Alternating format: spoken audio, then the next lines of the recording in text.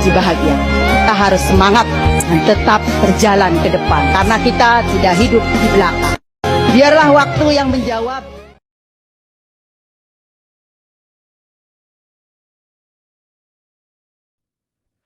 Pada hari Selasa kemarin, dianggarkan 250 pelarian Rohingya termasuk wanita dan kanak-kanak telah mendarat di wilayah Aceh, Indonesia. Kata Ketua Komuniti Nelayan Tempatan, ini menjadikan kumpulan itu yang terbaru melarikan diri dari Myanmar dengan menaiki bot. Tidak berlaku perang di sana. Sejak bertahun-tahun, pelarian Rohingya menaiki bot kayu untuk sampai ke negara jiran Thailand, Bangladesh, Malaysia dan Indonesia yang majoriti penduduknya adalah beragama Islam. Mereka akan mendarat pada bulan November dan April ketika laut tenang. Sebilangan besar daripada mereka terkorban di laut akibat penyakit, kelaparan dan keletihan. Difahamkan beratus-ratus etnik Rohingya tiba awal pada tahun ini. Terbaru melalui video yang beredar di sosial media TikTok, pendatang haram Rohingya ini didakwa telah dihalau semula ke laut keluar daripada Aceh. Dipercayai rakyat Aceh sudah tidak menyenangi dengan sikap biadab pendatang haram ini dan mereka juga mengambil contoh seperti yang berlaku di negara kita, Malaysia. Di dalam live TikTok ini juga ada beberapa pemuda yang membicarakan tentang Rohingya yang menjadi masalah di negara Aceh. Sebelum ini katanya ramai bot Rohingya mendarat di Aceh, tetapi sekarang sudah tinggal sekitar 500 orang sahaja. Jadi bermakna puak-puak pendatang haram Rohingya ini telah keluar daripada Aceh dan besar kemungkinan sudah lari menceroboh ke dalam negara Malaysia pula. Karena dia orang buat masalah. Kita kadang-kadang kita orang negara sendiri pun nggak pernah buat masalah, tapi dia orang pendatang ini udah buat masalah.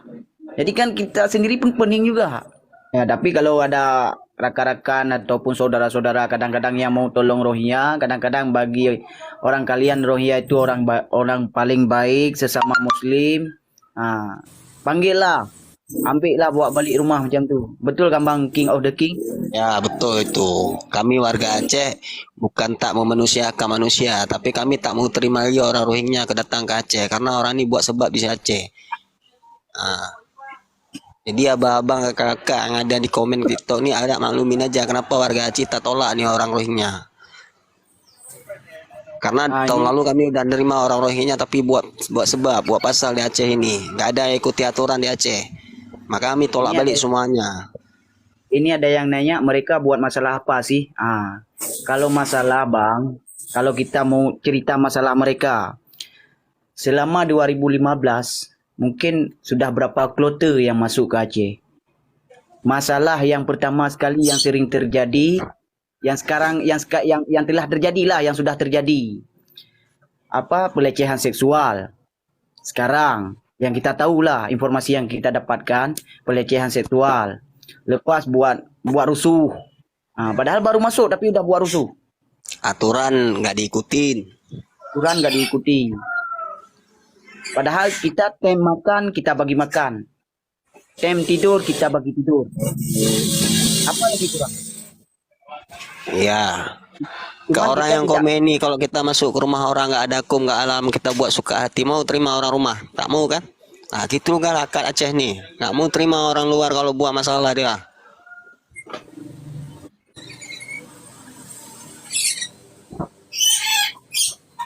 Sekarang kalau memang abang mau tahu lagi boleh abang cari di informasi Serambi lah. Abang tengoklah masalah apa-apa aja yang udah dibuat oleh sama Rohingya itu. Kadang-kadang kita sendiri anak Aceh ini harus pergi harus merantau ke negeri orang cari nafkah. Buat kebutuhan sendiri. Masa dia orang baru sampai udah buat rusuh. Kita sendiri nggak buat rusuh di Aceh. Kan pening juga. Kadang-kadang kalau abang-abang yang mau komen, jangan komenlah sesuka-sukanya. Tengok dulu masalahnya kenapa orang Aceh tidak mau menerima Rohingya. 2015 sampai 2023 kita baru kemarin kita tolak, betul tak Bang? Baru kita baru tahun ini kita tolak orang Rohingya. Tahun-tahun ke belakangnya pernah nggak kita tolak? Nggak pernah Bang. Jadi kalau ada rakan-rakan ataupun saudara-saudara kadang yang sayang sangat sama Rohingya, bolehlah bawa balik rumah satu orang.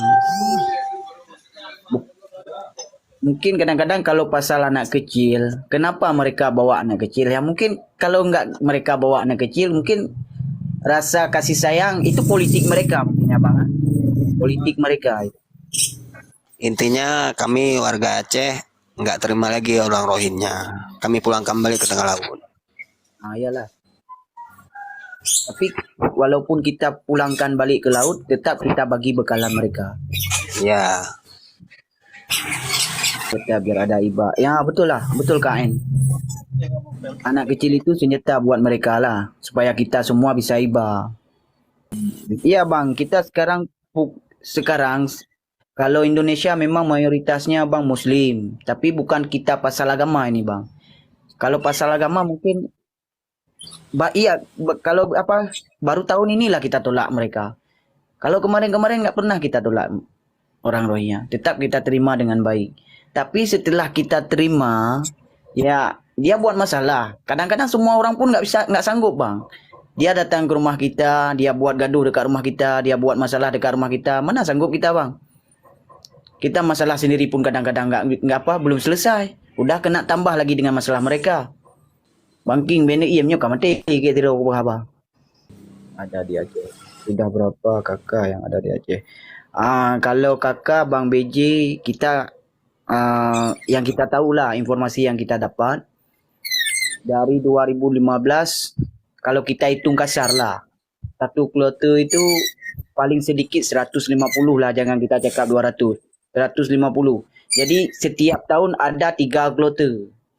Coba abang kali sendirilah berapa kloter, berapa semua sudah. Nah, tapi sekarang kalau nggak salah yang tersisa di Aceh sekitaran 500 orang. Yang lainnya pada kabur. Ini suruh ke Lampung aja abang. Oke, kita suruh nggak apa-apa, aman.